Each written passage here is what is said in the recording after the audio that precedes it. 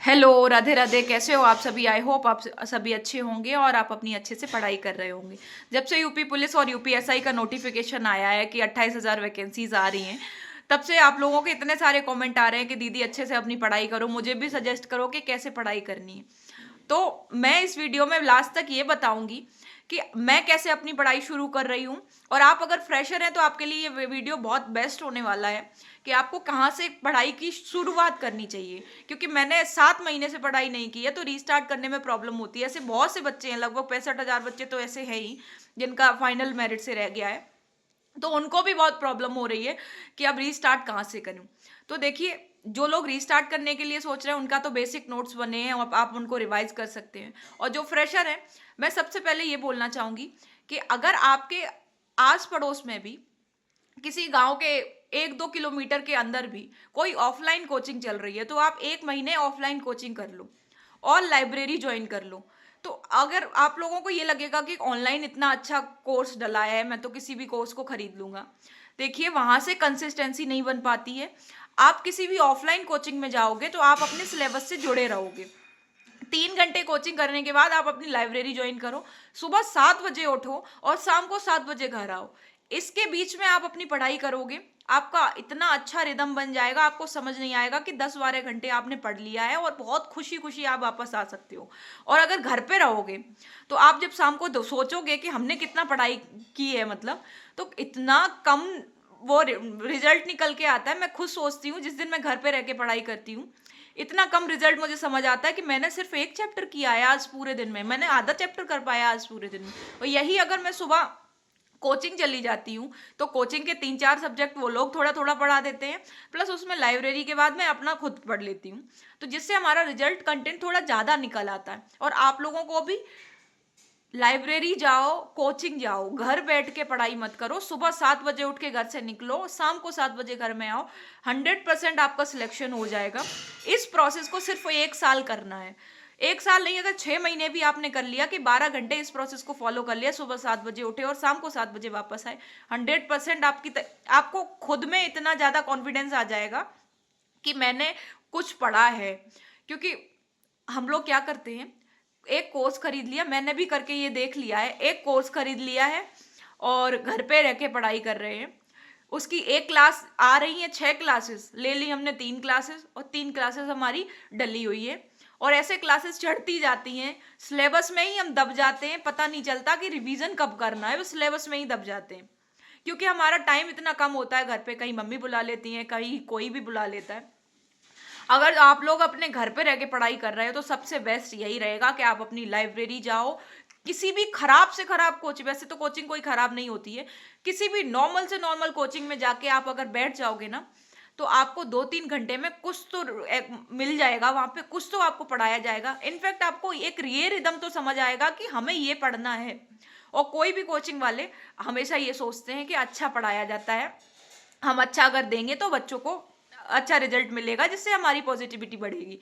तो आप किसी भी कोचिंग को ज्वाइन कर लो, वहां से आपको पीपीटी मिलेगी, कुछ क्वेश्चन मिल जाएंगे, कुछ सजेशन मिल जाएगा। अगर आप फ्रेशर हो तो ये सब फॉलो कर सकते हो। बाद बाकी अगर आप अच्छे से पढ़ रहे हो तो, और इस सब बीच में मॉक टेस्ट लगाना बहुत जरूरी है। अब आप बोलोगे कि मेरा तो सिलेबस ही कंप्लीट नहीं है तो मैं मॉक कैसे लगाऊं, तो चैप्टर वाइज मॉक टेस्ट लगाओ। कोई भी एक चैप्टर आपने कर लिया है उसका मॉक टेस्ट लगाओ। इससे क्या होगा, आपके सारे नंबर ऑफ क्वेश्चन कवर हो जाएंगे। और नंबर ऑफ क्वेश्चन कवर करना आज के टाइम पे बहुत जरूरी है। हम सिलेबस सब कर लेते हैं और बेसिक सिलेबस हर बच्चा कर रहा है।